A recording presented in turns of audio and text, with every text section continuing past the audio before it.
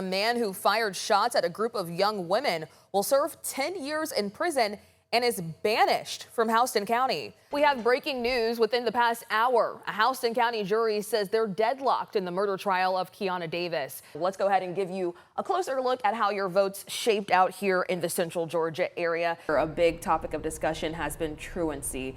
Talk about how you guys are kind of working to address that. Let's not forget, we just came off of a government shutdown that impacted so many people in this community. But look at this cart.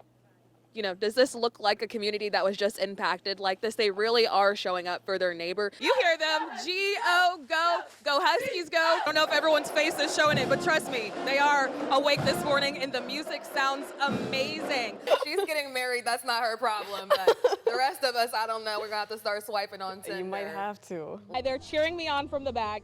I'm gonna see if I can scoop this. Uh-oh. That's what we need for our Friday headed into the weekend. And you sort of straddle a couple of worlds, I'm told. A little bit of classical, a little bit of pop. There's lots of kids lined up along the side waving these balloons. Folks are out here in their Christmas PJs. We now have a major development in the Appalachia High School shooting case from Barrow County, Georgia. We now know that the accused teen, Colt Gray, has pleaded guilty to 55 counts attached to this mass shooting from 2024. Now, prosecutors say the attack killed 4 people, injured numerous others. And before today's change, Colt Gray had pleaded not guilty. Now, these 55 counts are attached to charges that include murder and other serious offenses. We also know that with this guilty plea, Colt Gray could be facing the rest of his life in prison. We'll continue to keep you updated. You can find more details as we update this story over on 13WMAZ.com. President Donald Trump's face will soon be on the United States passport. Let's talk about it. I've seen this circulating on social media within the last day. The State Department announced that to commemorate the 250th anniversary of America, which will be celebrating on July the 4th, although you might be seeing celebrations all year long, that President Donald Trump's face, yes, will appear on the United States passport for a limited edition. So to get your hands on one of these passports, you must go in person to the Washington, D.C. passport agency.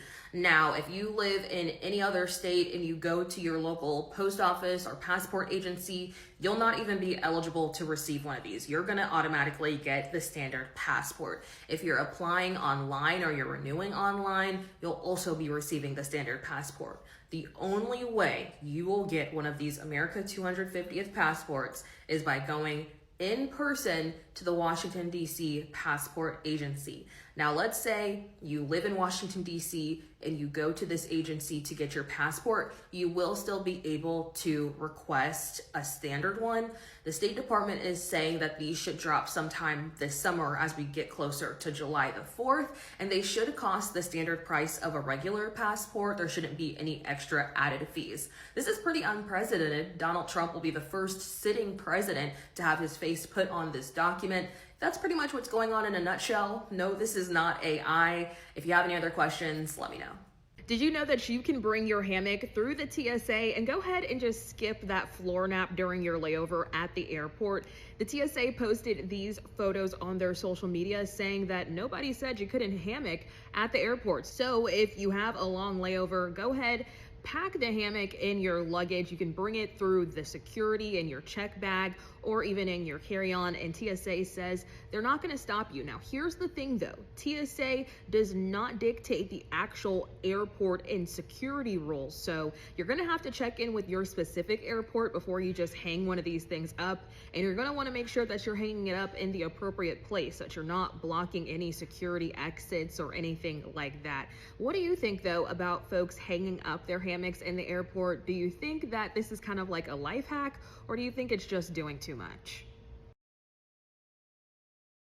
The night of the storm, the Taylor family waited things out at their home on South Hospital Road. Me and Cassidy fell asleep in the living room. Crystal Taylor says her mom called to check in throughout the night. She had just asked me, "Is your tree still standing up in your backyard?" I'm like, "Yeah." And she went back to sleep, while her youngest two, Harmony and Derek, slept in the bedroom with her husband, Herbert. He had got up out the bedroom and walked to the back door. not knowing that phone call would foreshadow one of the worst moments of their lives. I heard him scream out, "My babies." That tree fell, trapping Harmony and Derek, then catching fire. As the family prayed for their safety, one voice rose above the fear. Cassidy, just a sixth grader, called 911. Proud of her for that, and it surprised me that they came in the timely manner that they did come. When help arrived and the smoke cleared, Harmony and Derek were gone. I felt sad because then I knew that I didn't have a sister or brother anymore. The two lives, totaling just 11 years, were lost. Crystal remembers Harmony full of joy, outgoing, always hitting her signature duck pose. You having a bad day, she gonna bring a smile to your face. Derek, he pretty much stayed to himself because he was autistic, but when he was around people, he knew he brought sunshine. The siblings were inseparable. They try to follow me everywhere I go. Their legacy fills Cassidy's room, even in her toys. Forever, Harmony and Derek. A statement made clear with items throughout the entire house. Each Taylor carries a reminder of the children with them. I never took it off. It lets me know that Harmony and Derek got their wings and they're in a better place. But now, Crystal chooses not to dwell on the destruction. I have to think to myself, you got one growing inside you, so you got to keep yourself together.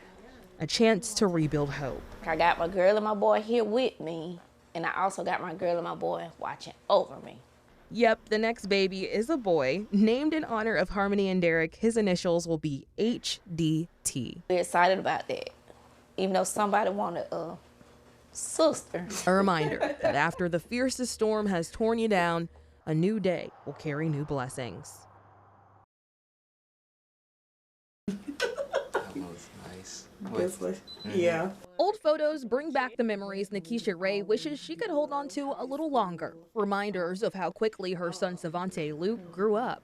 If I could freeze time, I would freeze it right there in elementary school when he was so impressionable, and wanted to be around his mommy all the time. She taught at his elementary school, and now that little boy who was glued to his mom is a senior. I have been nervous and anxious and happy and sad.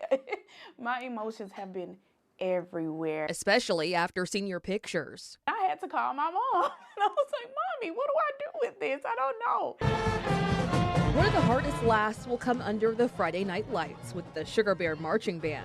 That's going to be exciting, but it's also going to be like, oh, this is the last one. The decorated mellophone player hopes to make every note count with his best friends. Hoping that, all the songs that we play are all ones that I love. For Savante, senior year is a step toward independence. I'm definitely ready to get out of here and start making a living of myself. But, it's also going to be the last of a lot of things that I know I'll never be able to do again. For his mom, it's a lesson in trusting the young man she raised. Trying to let go as a very, very holding on mother. The two aren't alone. Central High School counselor Katie Beck says parents should make space for those emotions by just simply listening. Sitting with them in those feelings and letting them know what you're feeling is okay. Beck says the key is finding moments of joy in the middle of the uncertainty. Taking a lot of pictures and trying to be in the moment a lot. These moments won't last forever, but the memories will. In seconds, a calm room turned into a head-grabbing scene of havoc. Don't be alarmed, this is a drill with fake blood, fake gunfire, and fake screams. But the emotions, the compassion behind the hand-holding, that's real.